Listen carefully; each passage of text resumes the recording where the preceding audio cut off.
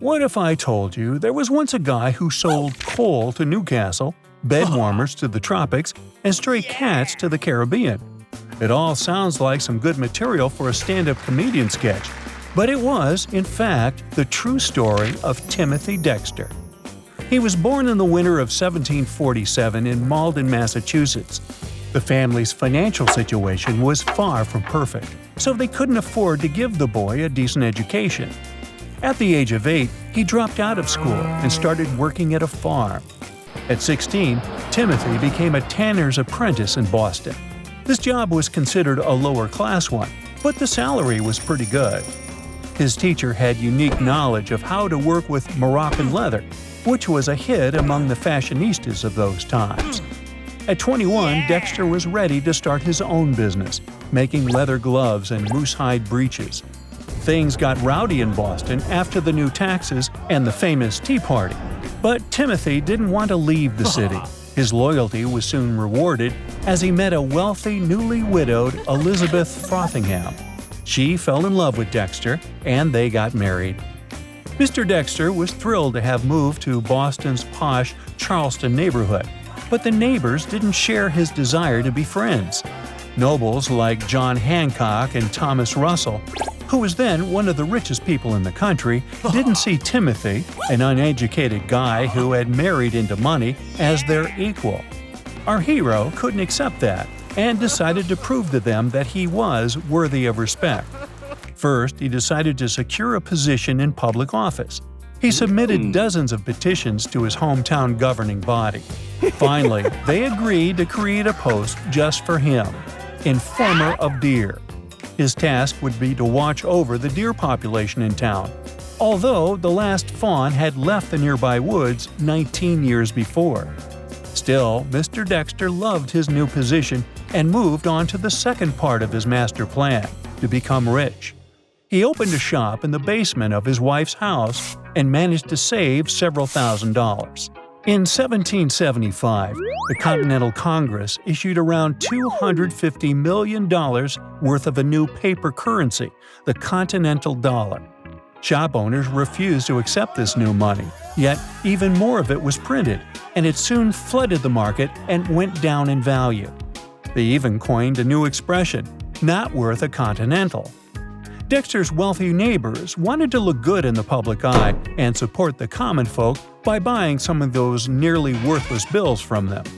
Our hero decided it was a great idea, and so he took all his and his wife's savings and bought tons of those depreciated bills. And his risk totally paid off. Once the United States Constitution came into the picture, holders of Continentals were able to trade them for 1% of the original value. Because Dexter had a lot of that money, it was enough to make him extraordinarily rich. He was sure that would be enough to become friends with the neighbors, but they rejected him again.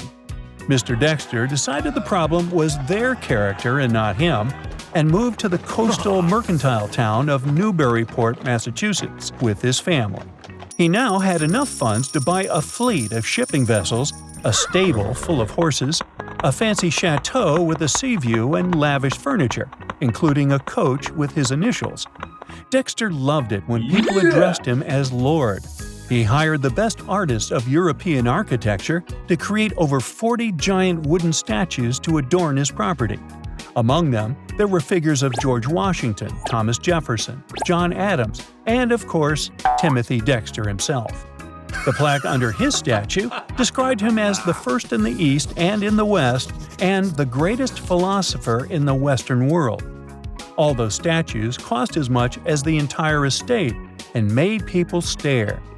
Dexter's wife was so embarrassed he even moved out, and the house turned into a palace of frivolity. His new neighbors didn't enjoy his company and were hoping they could make Dexter go bankrupt with their bad financial advice. One of them suggested that Dexter sell warming pans to the West Indies.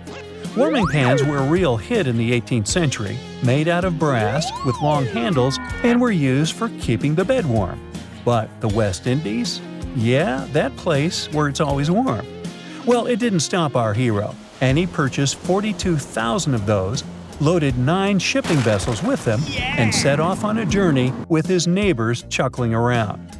Once he arrived in the West Indies and figured no one needed warming pans there, he rebranded the goods and sold them as molasses ladles to owners of sugar plantations. Everyone wanted to buy at least 3 or 4, and he made some really good money with a markup of 79% for each item. He also managed to sell wool mittens in the same place. Asian merchants bought them for export in Siberia. So, selling a heating device to the tropics worked out well. But no one would carry coal to Newcastle, right? One trader managed to convince Dexter that anthracite coal was in huge demand in Britain's largest coal mining town. He had no idea about that little detail and set off to the UK. When he arrived, though, the workers were on strike, and he managed to sell coal to Newcastle with a big markup. Dexter returned to his chateau as a winner with a barrel and a half of silver. Then he made another eccentric business decision and shipped winter gloves to the South Pacific. He arrived there just in time to run into Portuguese sailors who saved the day and bought the gloves on their way to colder climates as they'd need them there. He also managed to market 340 tons of whale bones he had stocked up on to monopolize the market as ladies' corsets, collar stays, buggy whips, toys, and typewriters, and made some good profit.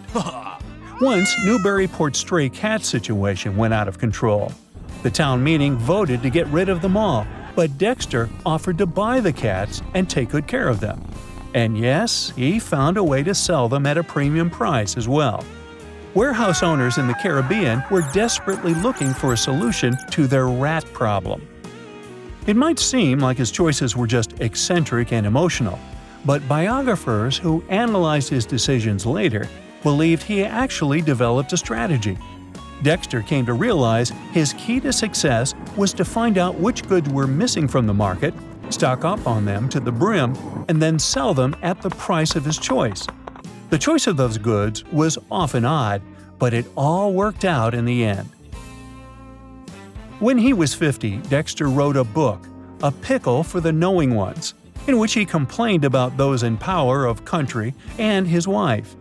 The book had nearly 9,000 words, but not a single punctuation mark and his own unique spelling and capitalization. One section opened like this. He published the first edition for his own money and distributed the book for free. And yes, it became a hit and was reprinted 8 times. In the second edition, Dexter added an extra page of 11 lines of punctuation marks. It was his response to all those people who complained there weren't any of those in the first edition.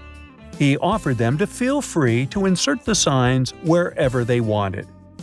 Dexter really cared what other people thought about him all his life. He even staged his own passing away to see who'd show up at the ceremony and how they behave. He revealed that it was all a joke when he noticed his wife wasn't mourning enough. That's it for today. So hey, if you pacified your curiosity, then give the video a like and share it with your friends. Or if you want more, just click on these videos and stay on the bright side.